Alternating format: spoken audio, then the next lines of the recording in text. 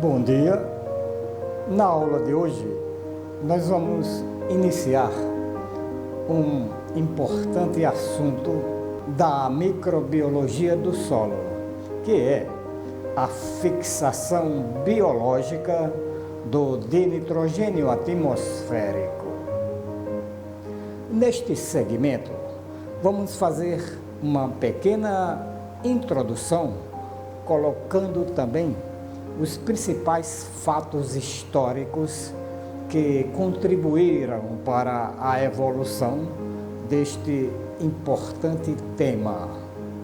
As leguminosas têm uma importância agrícola reconhecida desde os tempos antigos. Pensadores como Teofrastos, Xenofonte e outros colocavam que o cultivo destas plantas, de alguma forma, melhorava o solo para os cultivos subsequentes. Por exemplo, colocavam feijões antes do plantio de uvas.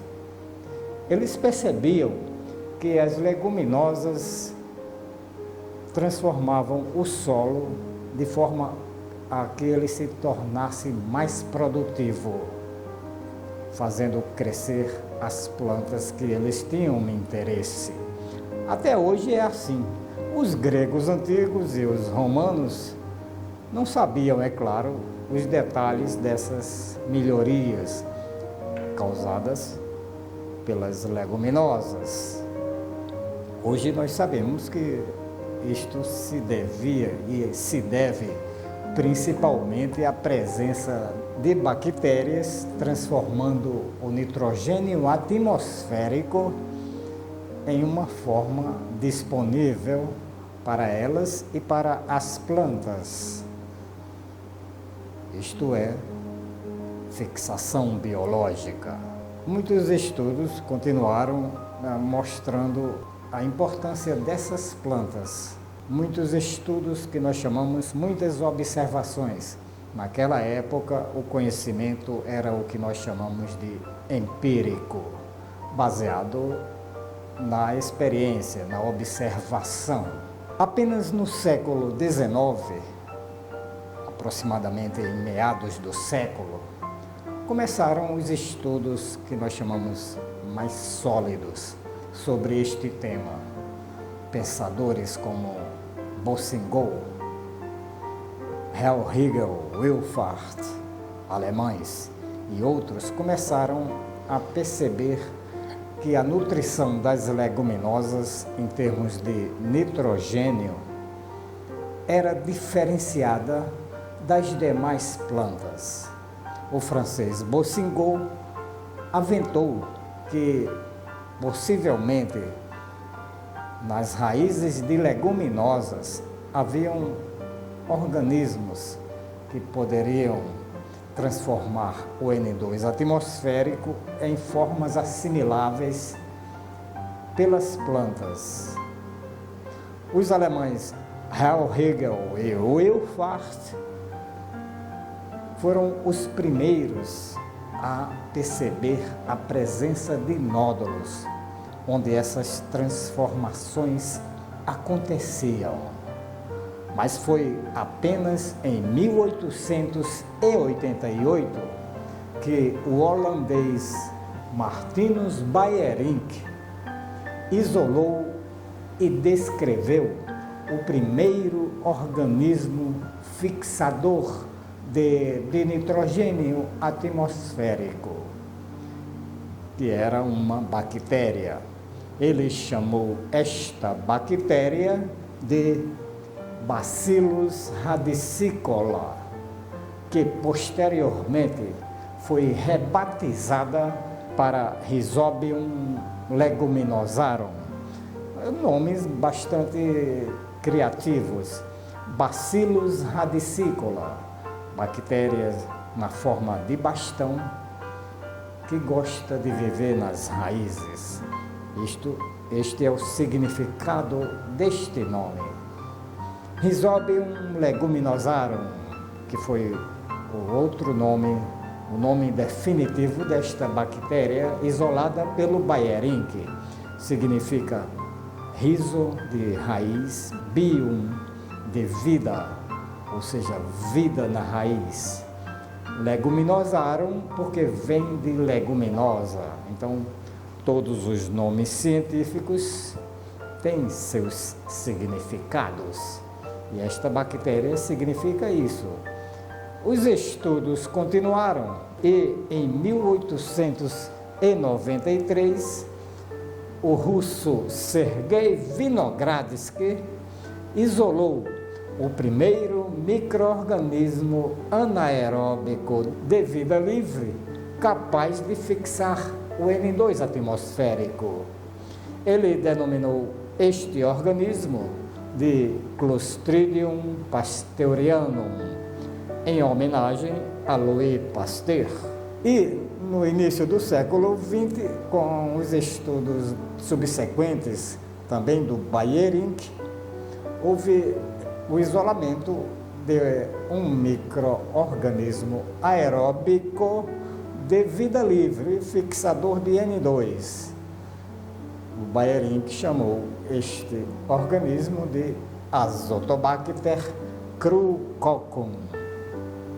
Então, são os trabalhos pioneiros que consolidaram a fixação biológica de nitrogênio atmosférico como o principal processo através do qual o nitrogênio é disponibilizado para as plantas.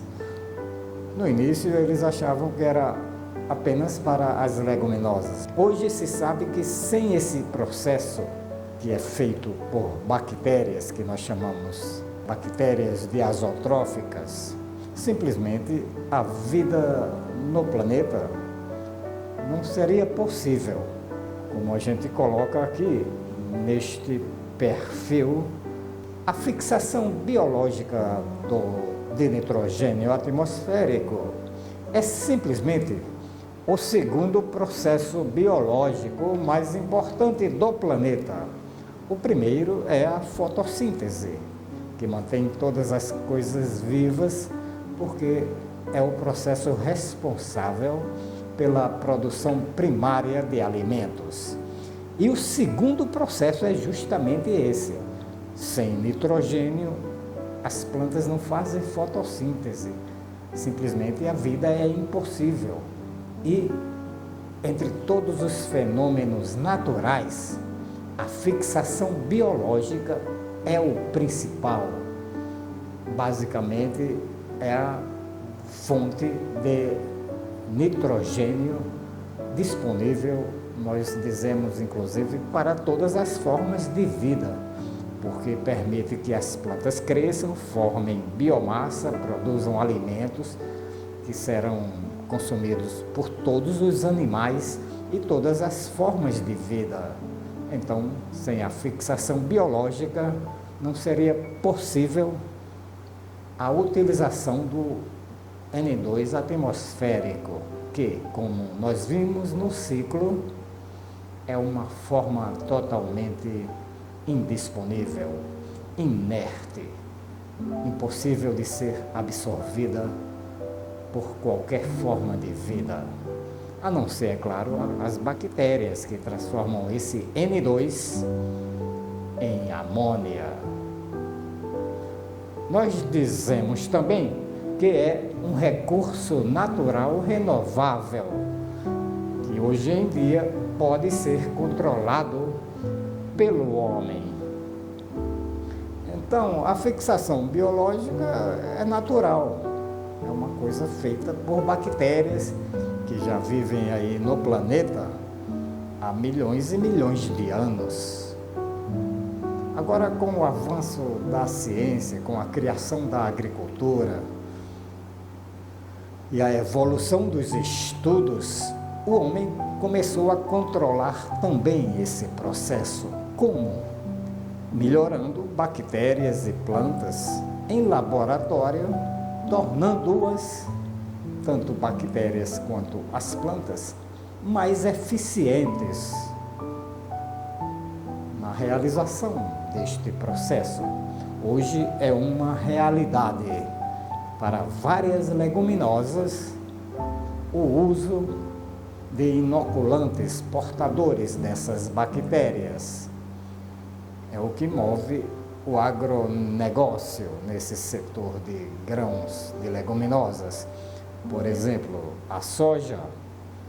A soja hoje é totalmente autônoma, independente do uso de fertilizantes químicos, porque as bactérias que são aplicadas via inoculantes fazem todo esse trabalho de disponibilizar o nitrogênio para as plantas durante todo o ciclo.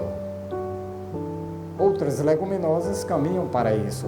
As pesquisas continuam nesta linha de fazer bactérias para todas as demais culturas leguminosas mais eficientes, que substituam totalmente o nitrogênio em todas as culturas. Inclusive a própria engenharia genética caminha para isso. Acredita-se que no futuro plantas não leguminosas possam ser trabalhadas geneticamente para também fazer simbioses com bactérias diazotróficas. Isto ainda é ficção, mas no futuro pode ser uma realidade. Outra característica desse processo é que ele é de baixo custo e o impacto ambiental é mínimo ou praticamente nulo. As bactérias, então, são coisas relativamente naturais, com exceção dessas que são melhoradas, mas mesmo assim, quando elas são aplicadas no solo, elas não causam maiores problemas, porque geralmente essas bactérias melhoradas em laboratório apresentam apenas esse nicho de fixar nitrogênio, então elas não se tornam patogênicas, elas não se tornam assim agressivas, outras formas que existem no solo, outros nichos.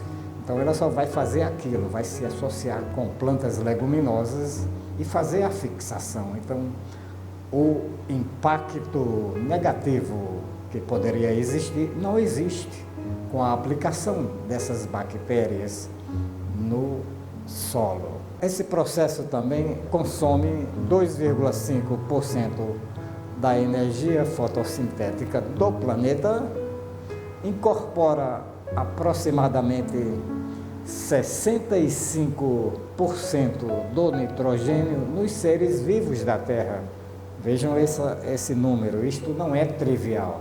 É tão importante isso que vários cientistas argumentam que a vida no planeta depende deste processo. Eles fazem até algumas estimativas. Dizem que se por algum motivo, alguma catástrofe ecológica acontecesse no planeta e esse processo, essas bactérias desaparecessem, eles colocam que a vida no planeta como um todo desapareceria entre 20 e 30 anos, mostrando aí a importância crucial da fixação biológica do nitrogênio na manutenção da vida no planeta. E, finalmente, ele representa esse processo 8,5% da absorção total de nitrogênio pelas plantas. Então, como nós vimos neste perfil do processo biológico de fixação biológica do nitrogênio, é um processo extremamente delicado, crucial, fundamental para a nutrição nitrogenada de todas as plantas e para a manutenção da vida no planeta.